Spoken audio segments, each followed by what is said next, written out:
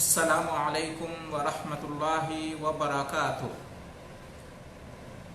بسم اللہ الرحمن الرحیم، الحمد للہ رب العالمین، والصلاة والسلام علی اشرف الانبیاء والمرسلین وعلی آلہ واصحابہ اجمعین والتابعین لهم باحسان الی یوم الدین، اما بعد۔ محترم حضرات و خواتین، اللہ سبحانہ و تعالیٰ کے اچھے پیارے حسین و جمیل اور خوبصورت ناموں کی تشریح کے عنوان سے آپ کی خدمت میں سلسلے وار دروس پیش کیے جا رہے ہیں۔ اس سلسلے کی پچھلی کڑی میں یعنی پچھلے درس میں اللہ سبحانہ و تعالیٰ کے نام القادر، القدیر اور المقتدر کی تشریح کے ضمن میں ہم نے اللہ کی قدرت کے چند مظاہر کا تذکرہ کیا کہ اللہ تعالیٰ کی قدرت کے مظاہر میں سے یہ ہے کہ اس نے سب کو پیدا کیا، وجود بخشا، زندگی دی، اور پھر ایک دن آئے گا کہ وہ ان سب کو فنا کر دے گا، سب کو موت دے دے گا، اور پھر ایک دن آئے گا کہ اللہ سبحانہ و تعالیٰ سب کو دوبارہ زندہ کرے گا۔ یہ اللہ تعالیٰ کی قدرت ہے کہ اس نے پیدا کیا اور وہی مارتا ہے اور پھر وہ دوبارہ سب کو زندہ کرے گا، جیسا کہ قرآن میں اللہ نے فرمایا هو الذی احیاکم ثم یمیتکم ثم یحییکم، وہی اللہ کی ذات ہے جس نے تم کو زندگی دی، پھر تمہیں موت دے گا، پھر تمہیں دوبارہ زندگی دے گا۔ اسی طریقے سے اللہ تعالیٰ کی قدرت کا ایک مظہر یہ ہے کہ اللہ تعالیٰ نے جو مخلوقات بنائی ہیں، اللہ تعالیٰ نے جو مخلوقات کو وجود دیا ہے، انہیں پیدا کیا ہے، تو مخلوقات کی تعداد بے شمار ہے، انگنت ہے۔ کوئی گن نہیں سکتا کہ اللہ تعالیٰ نے کتنی چیزوں کو پیدا کیا ہے۔ اللہ تعالیٰ کی پیدا کردہ چیزیں بے شمار ہیں، بے انتہا، بے حد و حساب ہیں، اور یہ کہ وہ ساری کی ساری چیزیں متنوع ہیں، یعنی قسم قسم کی ہیں، نوع بنوع اللہ تعالیٰ کی مخلوقات ہیں، ایک جیسی مخلوقات نہیں ہیں، انگنت مخلوقات ہیں اور طرح طرح کی مخلوقات ہیں۔ یہ اللہ تعالیٰ کی قدرت کی نشانی ہے۔ اسی طریقے سے اللہ تعالیٰ کی قدرت کی نشانیوں میں سے یہ ہے کہ اللہ تعالیٰ نے مخلوقات کو ایک دوسرے سے مختلف بنایا اور آپس میں تشابہ نہیں ہے۔ اللہ کی مخلوقات ایک دوسرے کے جیسی نہیں ہیں کہ پہچان مشکل ہو۔ جیسے انسانوں ہی کو دیکھ لیں، بہت ساری جگہوں پر ظاہراً ایسا لگتا ہے کہ سب ایک جیسے ہیں، ایک طرح سے ہیں، لیکن حقیقت میں سب ایک دوسرے سے الگ اور مختلف ہوتے ہیں، اور ایک دوسروں کو جان اور پہچان لیا جاتا ہے۔ یہ اللہ تعالیٰ کی قدرت کی نشانی ہے۔ اسی طریقے سے اللہ تعالیٰ نے کس طرح سے انسان کی صورتوں کے علاوہ، مخلوقات کی صورتوں اور شکلوں کے علاوہ ان کی آوازوں کو بھی مختلف بنایا ہے، ان کی زبانوں کو بھی مختلف بنایا ہے، یہ سب اللہ تعالیٰ کی قدرت کی نشانی ہے۔ اسی طریقے سے اللہ تعالیٰ کی قدرت کی نشانی یہ بھی ہے کہ اسی دنیا میں اس نے مردہ کو زندہ کیا ہے. اور خود اللہ نے سورہ بقرہ آیت نمبر 259 میں اس کا ذکر کیا ہے کہ ایک شخص نے، جس کے بارے میں کہا جاتا ہے کہ اس کا نام عزیر تھا، وہ ایک بستی سے گزرا تو اس نے کہا کہ اللہ تعالیٰ کیسے اس بستی کو اس کی چھتوں کے بل دوبارہ زندہ کرے گا. تو اللہ رب العالمین نے کیا کہا؟ اس نے جب کہا کہ انا یحیی ھذہ اللہ بعد موتھا، کیسے اللہ تعالیٰ اس بستی کو چھتوں کے بل دوبارہ زندہ کرے گا، تو اللہ تعالیٰ نے کیا کیا؟ فاماتہ اللہ 100 عام ثم بعثہ، اللہ تعالیٰ نے خود اس کو 100 سال تک کے لیے مار دیا، اسے موت دے دی. 100 سال تک وہ مرا پڑا رہا. پھر اس کے بعد اللہ تعالیٰ نے اس کو دوبارہ زندہ کیا. اور مکمل آیت ہے یہ. اس میں یہ ہے کہ کھانے پینے کی جو چیزیں تھیں اس کے ساتھ 100 سال کے باوجود کوئی تبدیلی ان کے اندر نہیں آئی، جیسی کی تیسی وہ چیزیں تھیں کھانے پینے کی. تو اللہ تعالیٰ نے اسی دنیا میں دکھا دیا کہ کس طرح وہ مار کر دوبارہ زندہ کر سکتا ہے. یہ بھی اللہ تعالیٰ کی قدرت اور اس کی نشانی ہے. اسی طریقے سے اللہ تعالیٰ کی قدرت کی نشانیوں میں سے یہ ہے کہ اللہ تبارک و تعالی دلوں کا مالک ہے، اور وہ جیسے چاہتا ہے دلوں کو پھیرتا رہتا ہے، الٹ پلٹ کرتا رہتا ہے. چنانچہ آپ دیکھیں گے نبی کریم صلی اللہ علیہ وسلم کی سیرت کا مطالعہ کریں گے تو پائیں گے کہ فضالہ بن عمیر اور اسی طریقے سے ثمامہ بن عثال دونوں کے بارے میں آتا ہے کہ ان دونوں کے نزدیک سب سے زیادہ ناپسندیدہ شخصیت نبی اکرم صلی اللہ علیہ وسلم کی تھی، ان دونوں کے اسلام لانے سے پہلے. لیکن بعد میں انہی دونوں کا بیان ہے کہ ہمارے نزدیک سب سے پسندیدہ شخصیت اب نبی اکرم صلی اللہ علیہ وسلم کی شخصیت ہے. اللہ تعالیٰ نے ان کے دلوں کو پھیر دیا. اللہ تعالیٰ کے ہاتھ میں، اللہ تعالیٰ کی انگلیوں کے درمیان لوگوں کے دل ہیں، انسان کے دل ہیں، جیسے چاہتا اللہ تعالیٰ الٹ پھیر کرتا رہتا. اب دیکھیں عمر فاروق رضی اللہ تعالیٰ عنہ جیسا سخت مخالف اسلام اور مسلمانوں کا، لیکن اللہ تعالیٰ نے ہدایت دی، ان کے دل کو نرم کر دیا، ان کا دل پھرا اسلام کی طرف، اور وہ جتنے زیادہ اسلام کے مخالف تھے اتنی ہی زیادہ اسلام اور مسلمانوں کے مددگار ہو گئے.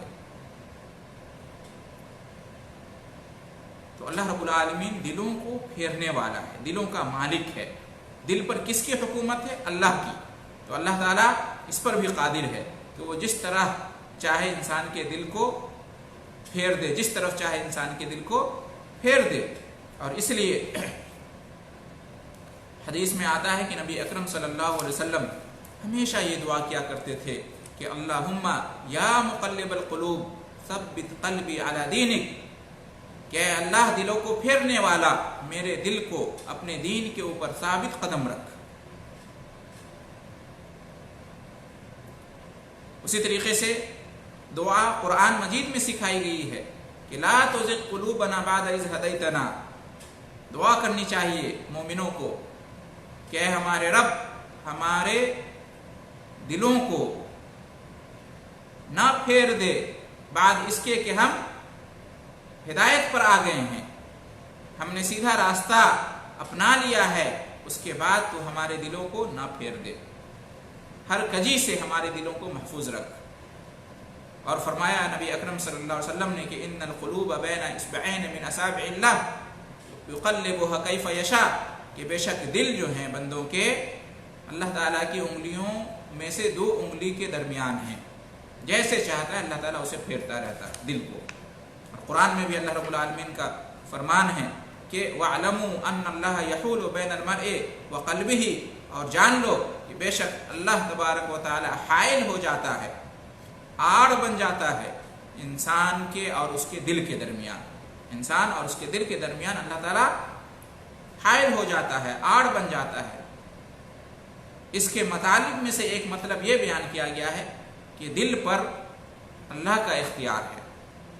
दिलों पर तसर्रुफ अल्लाह का है, जैसे चाहता है अल्लाह ताला दिलों को फेरता रहता है। अल्लाह ताला जिसके दिल में चाहता है मोहब्बत पैदा कर देता है, जिसके दिल में चाहता है नफरत पैदा कर देता है। पहले एक शख्स मोहब्बत करने वाला होता है, बाद में वो नफरत करने वाला हो जाता है। पहले एक शख्स नफरत करने वाला होता है, बाद में हम देखते हैं कि वो मोहब्बत करने वाला हो जाता है। एक शख्स गुमराह होता है, वो हिदायत के रास्ते पर आ जाता है। एक शख्स हिदायत याफ्ता होता है, फिर गुमराह बन जाता है। ये सब कहाँ से होता है? अल्लाह ताला दिलों को फेरने वाला है। तो ये अल्लाह रब्बुल आलमीन की अजीम कुदरत है और उसकी निशानी है। उसी तरीके से अल्लाह ताला की कुदरत की निशानियों और उसके मज़ाहिर में से ये है कि अल्लाह रब्बुल आलमीन आखिरत में भी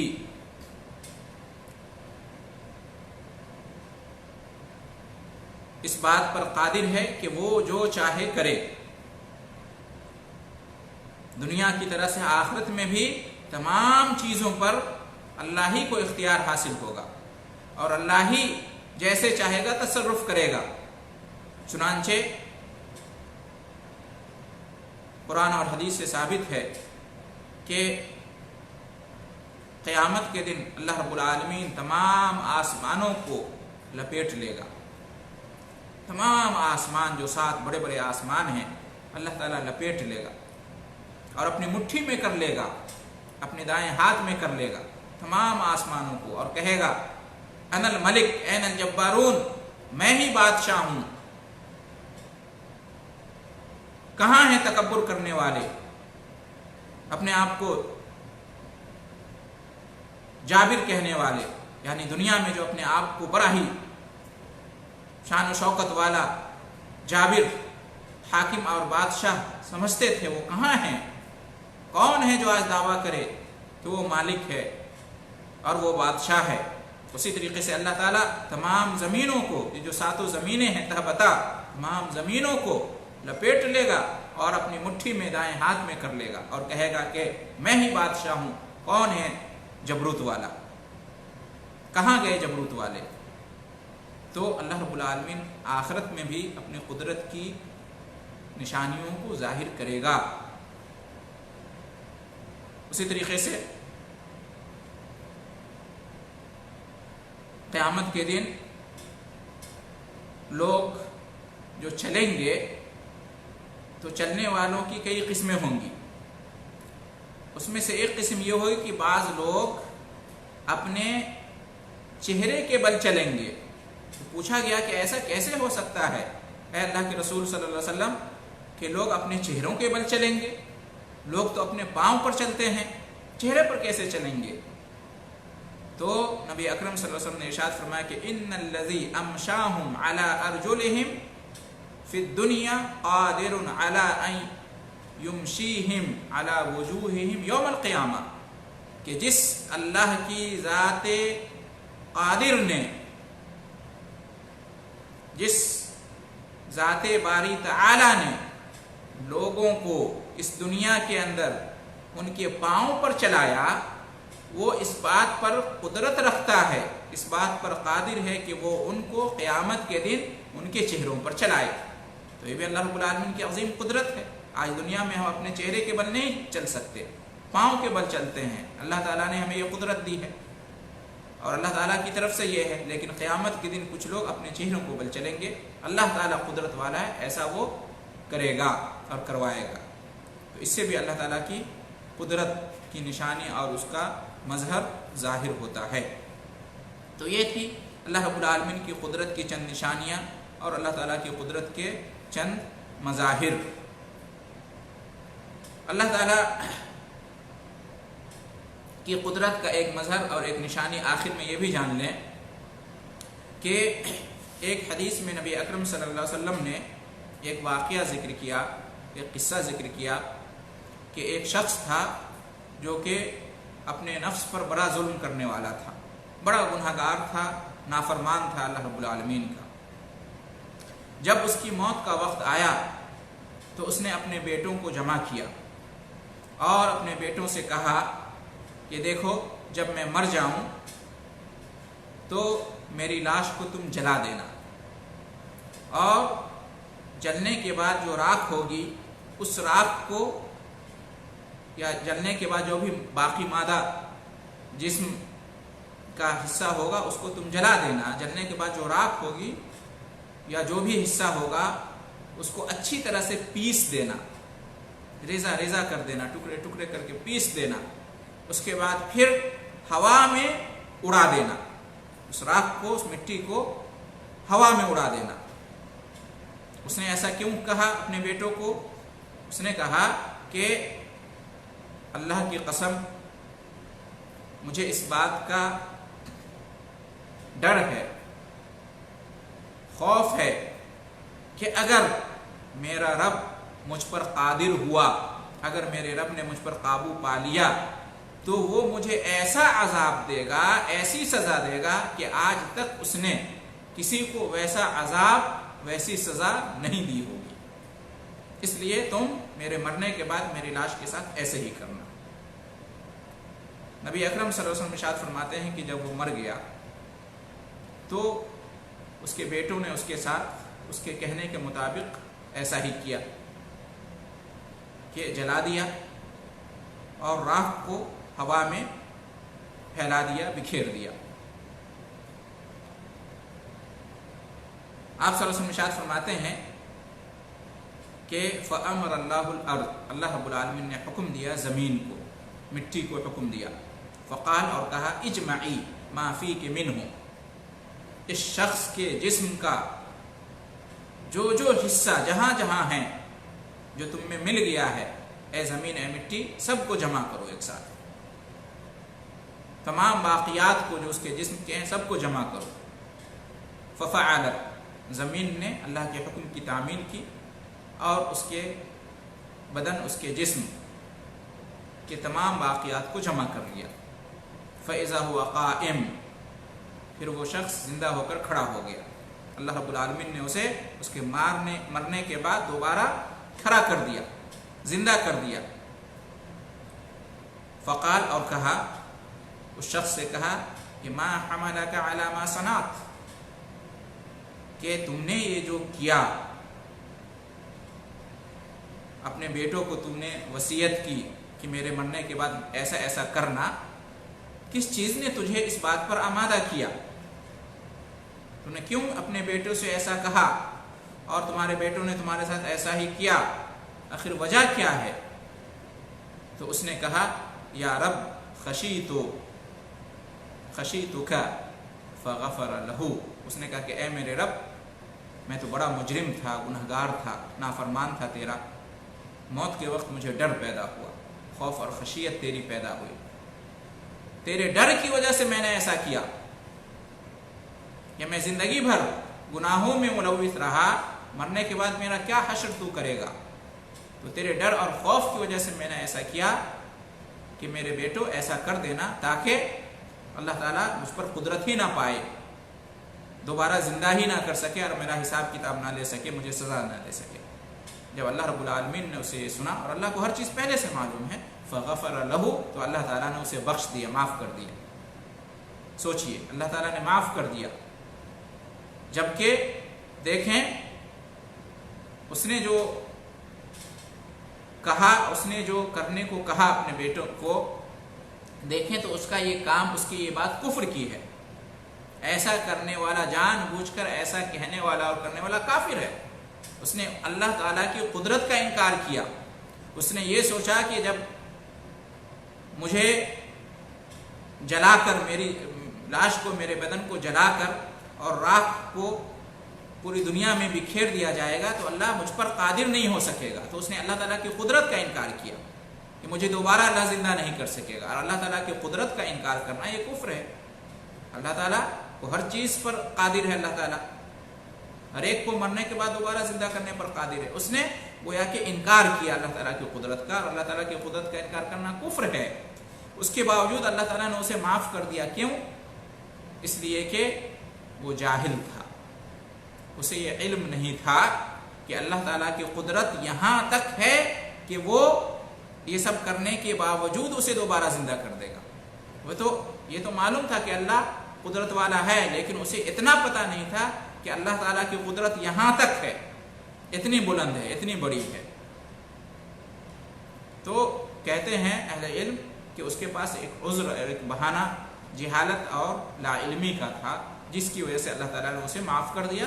اور دوسرے یہ کہ مرتے وقت اسے بہرحال اللہ کا خوف اس کے دل میں آیا، گویا کہ اس نے توبہ کر لیا، تو بہرحال اللہ تعالیٰ نے اسے معاف کر دیا.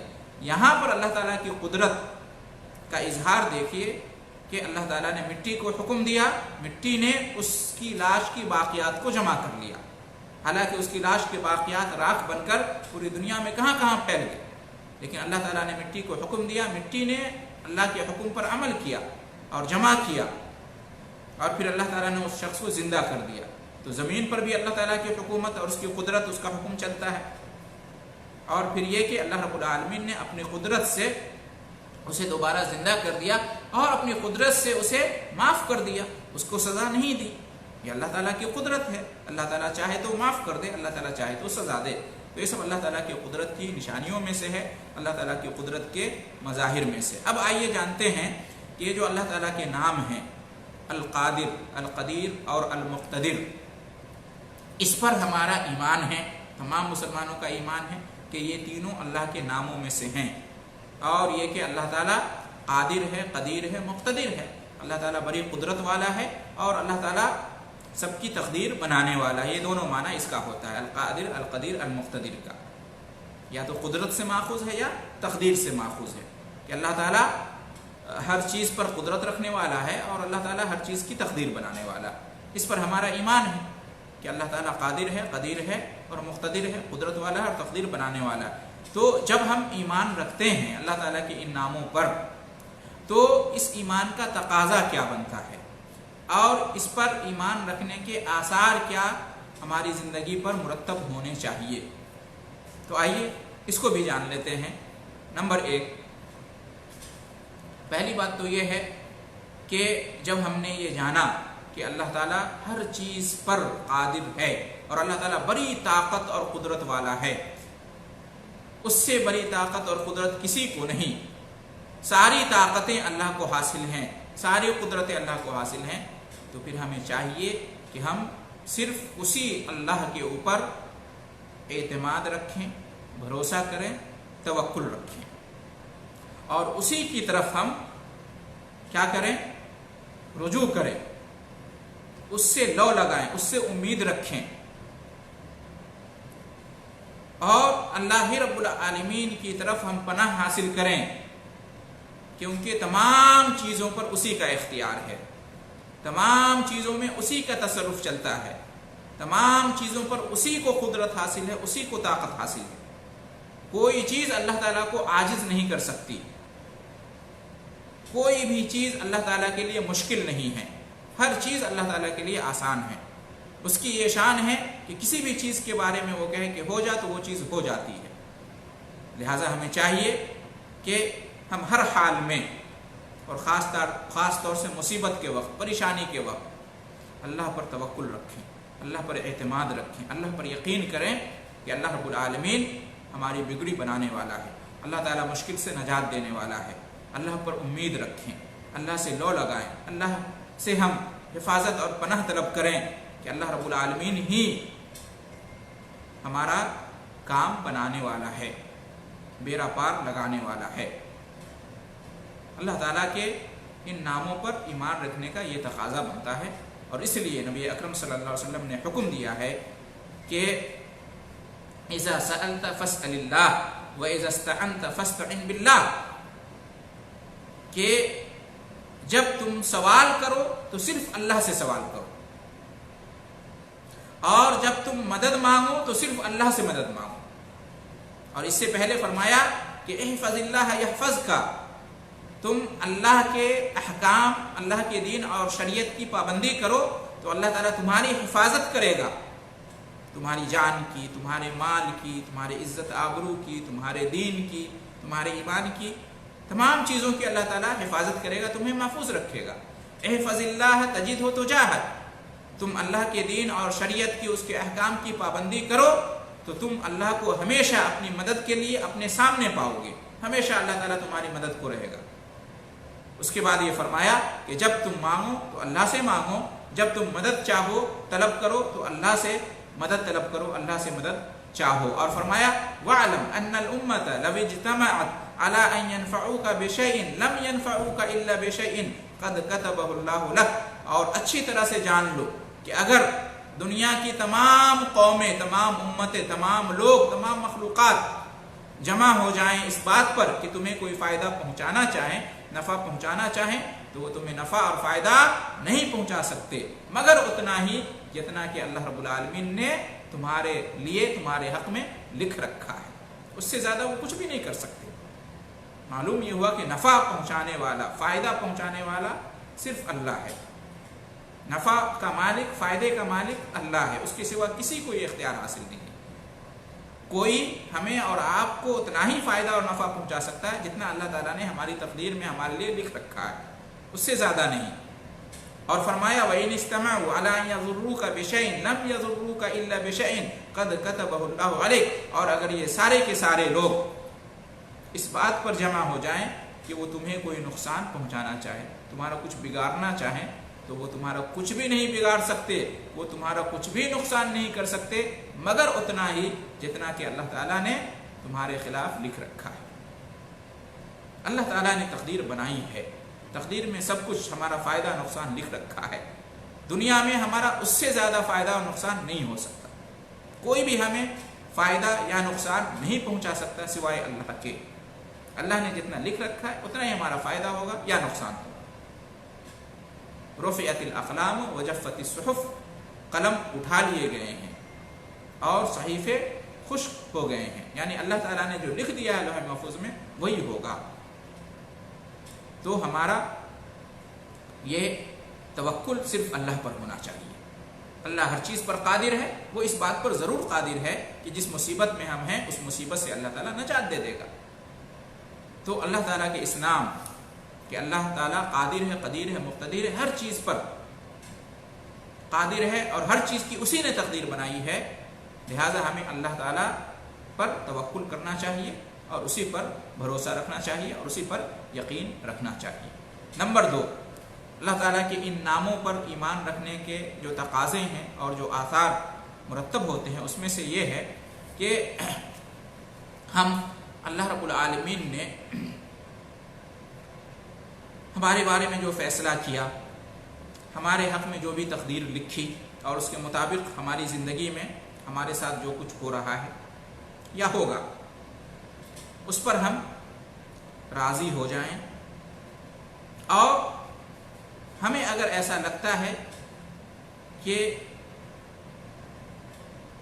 ये हमारे हालात बुरे हैं, अच्छे नहीं हैं, ये परेशानियां हैं, ये मुसीबतें हैं जो अल्लाह ताला की तरफ से मुक़द्दर हैं, तो हमें उस पर सब्र करना चाहिए। अल्लाह की बनाई हुई तकदीर से राज़ी होना और अल्लाह ने जो भी मुक़द्दर किया है उस पर सब्र करना, ये भी एक तकाज़ा है और ये भी एक असर है जो हमारी ज़िंदगी पर, हमारे ईमान पर होना चाहिए। अगर हम ये मानते हैं कि अल्लाह कादिर है, कदीर है, मुक़्तदिर है, यानी हर चीज़ पर कुदरत रखने वाला है और हर चीज़ की तकदीर बनाने वाला है और हर चीज़ अल्लाह की कुदरत से और अल्लाह की बनाई हुई तकदीर के मुताबिक हो रहा है, तो हर हाल में हमें अल्लाह की तकदीर पर और अल्लाह की बनाई हुई जो क़ज़ा व क़द्र जिसको कहते हैं उस पर राज़ी होना चाहिए और उस पर सब्र करना चाहिए। इमाम इब्न क़य्यिम रहमहुल्लाह फरमाते हैं कि जिसका दिल अल्लाह ताला की तकदीर से रज़ामंदी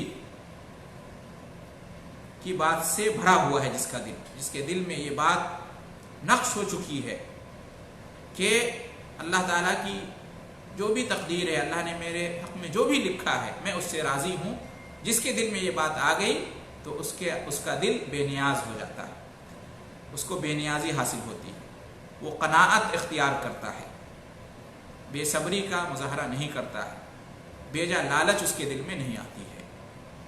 तो अल्लाह ताला की तकदीर से राज़ी होना और उस पर सब्र करना, ये भी एक तकाज़ा है अल्लाह ताला के इन तीनों नामों पर ईमान रखने का।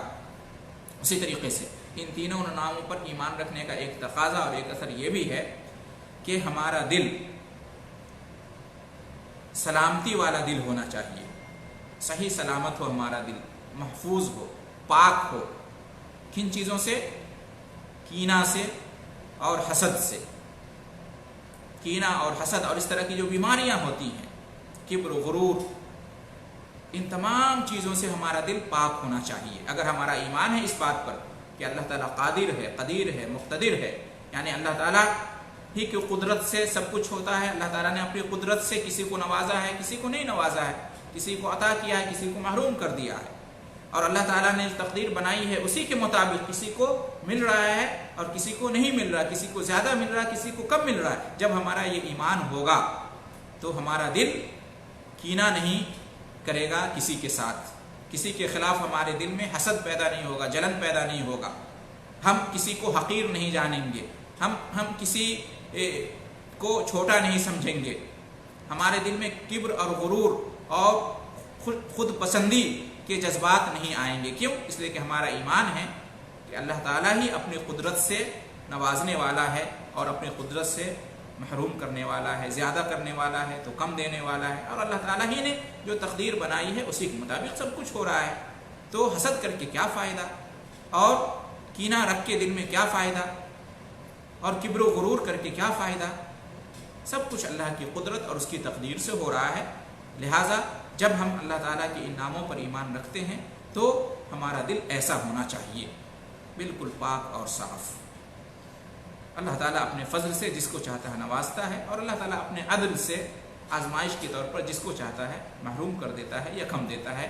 سب کچھ اللہ رب العالمین کی طرف سے ہوتا ہے۔ اللہ تعالیٰ جس کو نواز دے کوئی اسے محروم نہیں کر سکتا، اور اللہ تعالیٰ جسے محروم کر دے کوئی اس کو نواز نہیں سکتا۔ یہ سب اللہ کی طرف سے مقدر ہے۔ لہٰذا ہمارا اس پر ایمان ہوگا تو ہمارا دل بھی پاک اور صاف ہوگا، ہم ناشکری نہیں کریں گے، بے صبری کا مظاہرہ نہیں کریں گے، اور ہم اللہ تعالیٰ نے جس کو نواز رکھا ہے اس سے کینہ نہیں رکھیں گے اور اس سے حسد اور جلن نہیں کریں گے۔ نمبر 3 یا 4، اللہ تعالیٰ کے ان ناموں پر ایمان رکھنے کا کہ اللہ قادر ہے، قدیر ہے، مقتدر ہے، یعنی قدرت والا ہے اور تقدیر بنانے والا ہے، اس پر ایمان رکھنے کا تقاضا اور اثر یہ ہونا چاہیے کہ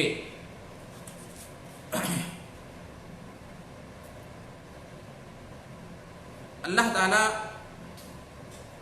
نے اپنی قدرت سے ہمیں بھی قدرت دی ہے، قدرت عطا کی ہے، طاقت عطا کی ہے، اور اللہ تعالیٰ نے ہم انسانوں کو صلاحیت دی ہے اور علم دیا ہے، ہنر دیا ہے، عقل دیا ہے، سمجھ دی ہے، اور ایسے اسباب اور وسائل مہیا کیے ہیں کہ ہم ان چیزوں کا استعمال کر کے اپنے لیے اللہ کے حکم سے بہت سارے فوائد حاصل کر سکتے ہیں اور بہت سارے نقصانات سے اپنے آپ کو بچا سکتے ہیں۔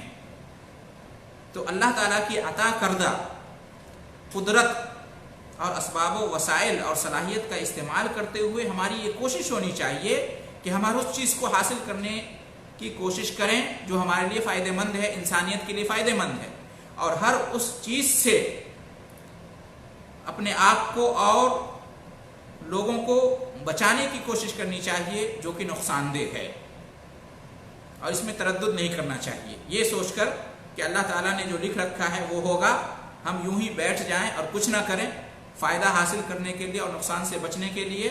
یہ توکل کے خلاف ہے اور اللہ پر تقدیر پر ایمان کے خلاف ہے۔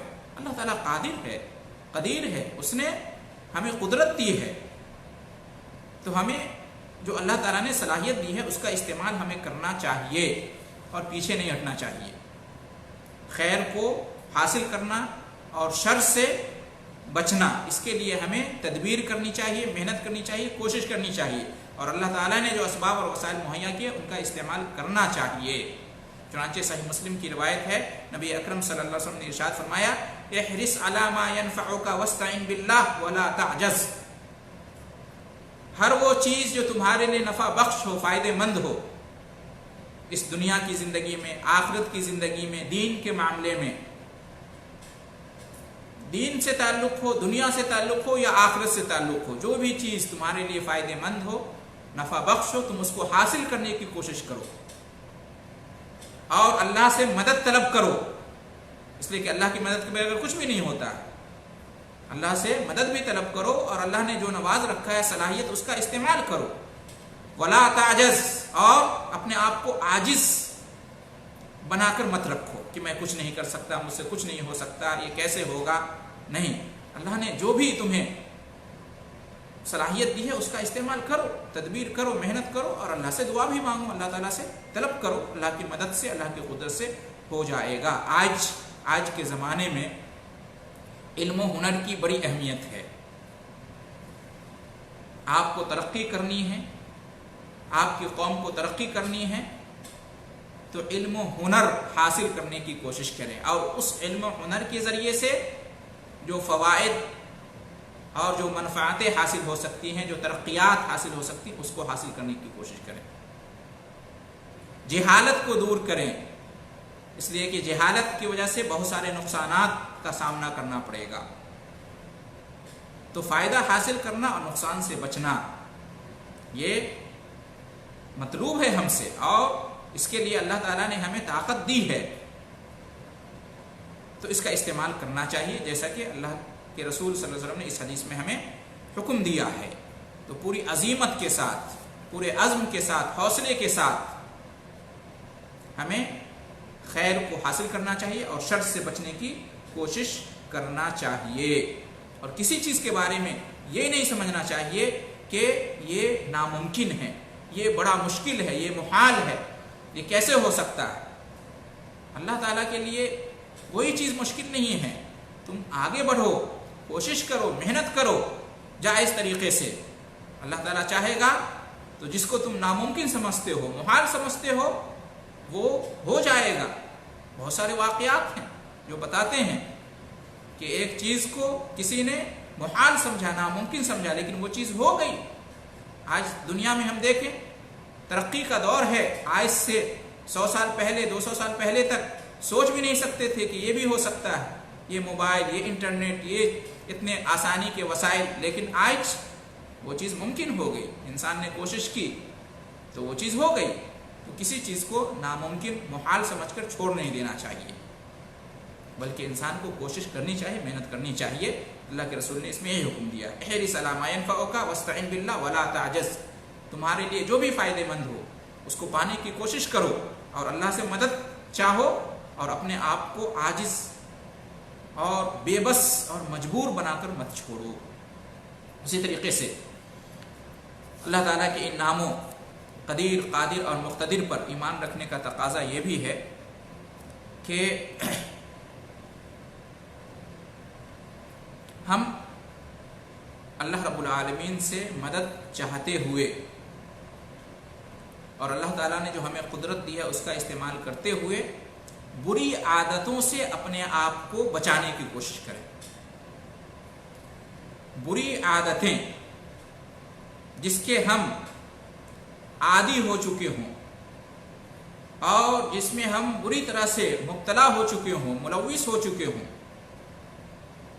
سالوں سے وہ کام, برا کام ہم کرتے چلے آ رہے ہیں, کوئی برا عمل کرتے چلے, جیسے سگریٹ نوشی کا معاملہ, شراب نوشی کا معاملہ ہے, سودی کاروبار کا معاملہ ہے, یا برے اخلاق جو ہوتے ہیں. یہ نہ سوچیں کہ اب چھوڑنا ہمارے لیے ممکن نہیں ہے, ہمارے بس کی بات نہیں ہے, اب نہیں ہو سکتا, ایک زمانے سے مجھے عادت پڑ گئی ہے, اب میں چاہ کر بھی اس سے بچ نہیں سکتا. ایسا نہیں سوچنا چاہیے.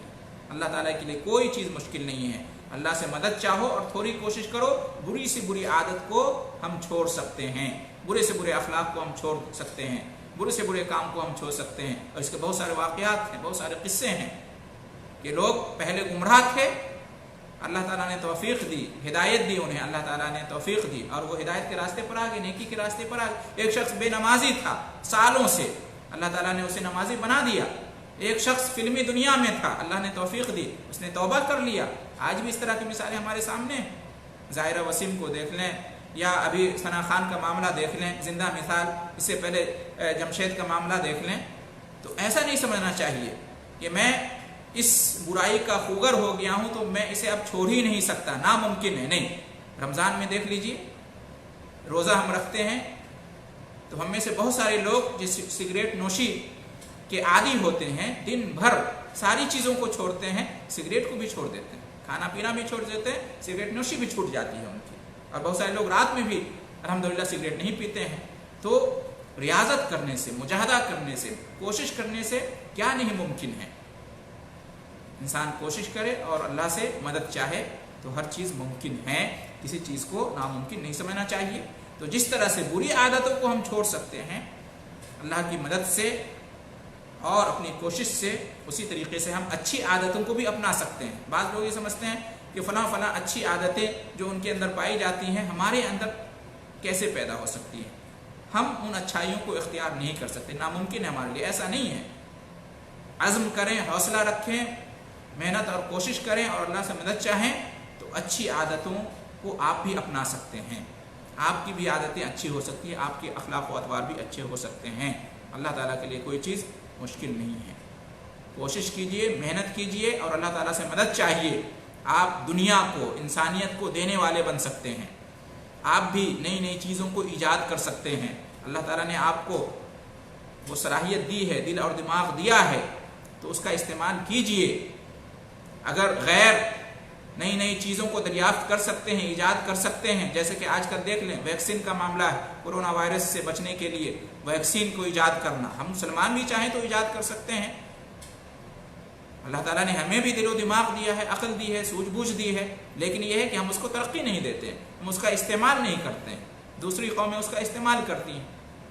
तो हम ईजाद करने वाले, दुनिया को कुछ देने वाले बने।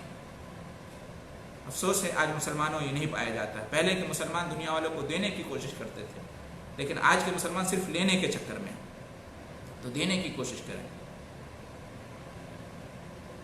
हम चाहें तो कर सकते हैं अल्लाह की मदद से। उसी तरीके से अल्लाह ताला के इन नामों पर ईमान रखने का तकाजा ये भी है कि अल्लाह कादिर है, कदीर है और मुख्तदिर है, कुदरत वाला है।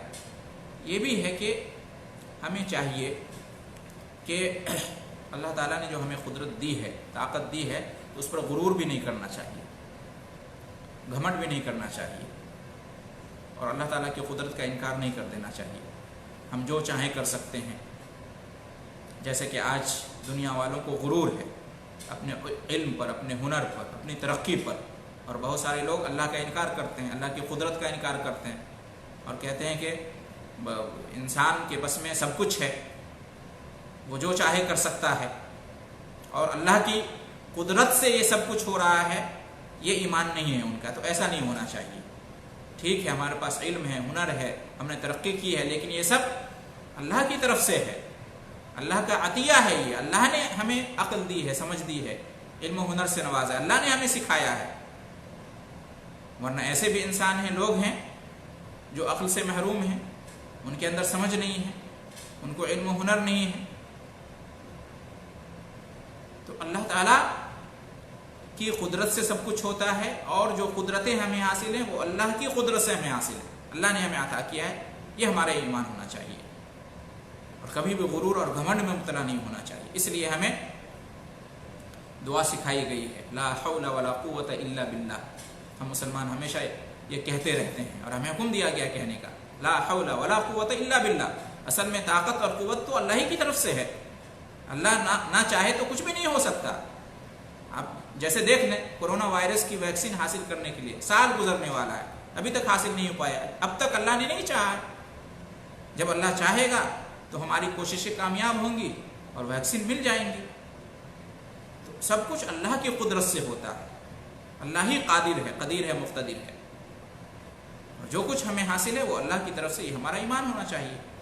हम कोई बड़ा अहम काम करना चाहते हैं मुसलमान, तो हम क्या करते हैं? इस्तिखारा की दुआ करते हैं, इस्तिखारा करते हैं और उसमें दुआ करते हैं। उस दुआ में क्या है?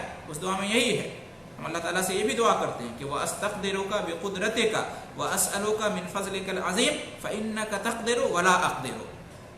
कि अल्लाह, मैं तेरी कुदरत से ताकत चाहता हूँ, तेरी ताकत से ताकत चाहता हूँ, तू मुझे ताकत दे, मुझे कुदरत दे इस काम को करने का, और मैं तेरे फ़ज़ल अज़ीम से मांग रहा हूँ, तू फजल वाला है, करम वाला है, मुझे अता कर। फ़इन्नका तक़दिरु वला अक़दिर, इसलिए कि तू कुदरत वाला है, मैं कुदरत वाला नहीं हूं। तू कादिर है, मैं कादिर नहीं हूं।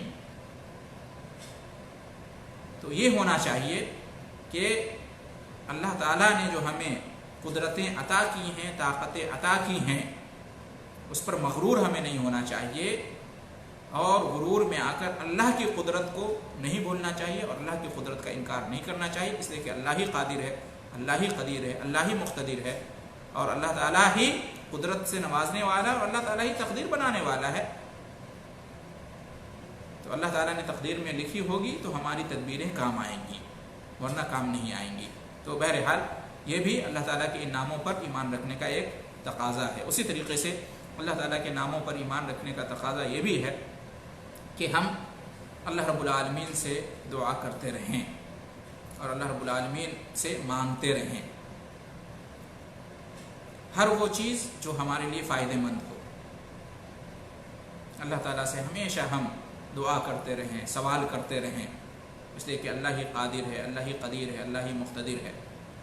ہر خیر، ہر فائدے کی چیز ہم اللہ تعالیٰ سے مانگیں۔ اللہ تعالیٰ کے خزانے میں کوئی کمی نہیں ہے، جو چاہیں ہم اللہ رب العالمین سے مانگیں جو ہمارے لیے فائدہ مند ہو۔ اللہ رب العالمین عطا کرنے والا ہے، اللہ تعالیٰ ہر چیز سے نوازنے والا ہے۔ اللہ تعالیٰ سے ہم جو بھی سوال کریں گے دنیا اور آخرت کی بھلائی کا، اللہ تعالیٰ دینے والا ہے۔ اس لیے ہمیں پیچھے نہیں ہٹنا چاہیے اور یہ نہیں سمجھنا چاہیے کہ کیا کیا اللہ تعالیٰ سے کتنا مانگیں۔ سب کچھ اللہ سے مانگیں، بڑی سے بڑی چیز مانگیں۔ اللہ تعالیٰ قادر ہے ہر چیز پر، مقتدر ہے۔ اللہ تعالیٰ جو چاہے کر سکتا ہے، جو چاہے اللہ تعالیٰ ہمیں نواز سکتا ہے۔ اللہ رب العالمین عاجز نہیں ہے، ہم عاجز ہیں۔